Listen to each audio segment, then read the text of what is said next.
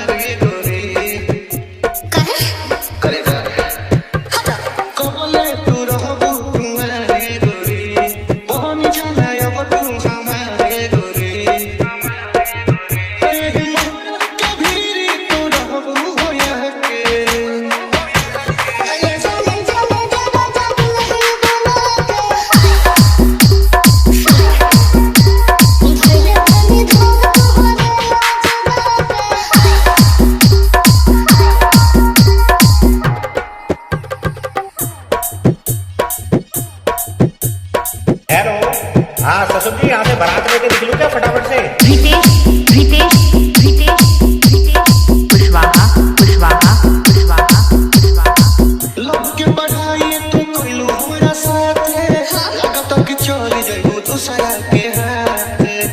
अरे ना बात सुनो, हम तो बाबा में घर के सोचा जनो करे हो, खुदा को के लुआ को हो। अपना घर के लगवा के देखो मना के। अच्छा बोले जाने जाने जाना तो नहीं बनाते। सुनो आज मेरे बनी धुन होवे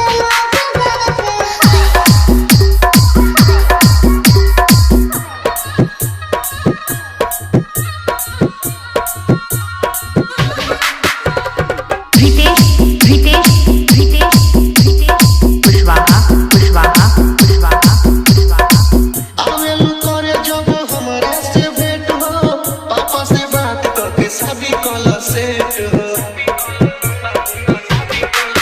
हमरा साथे तू रहो तो रहो आखिर तू होदे से हो रे जनियो मनी सो। कोनो सोच तोरी के ये डोरी लगा के। अच्छा बोले जाने जाने जाना तो नहीं बनाते। सुनो आज मेरे बनी धुन होवे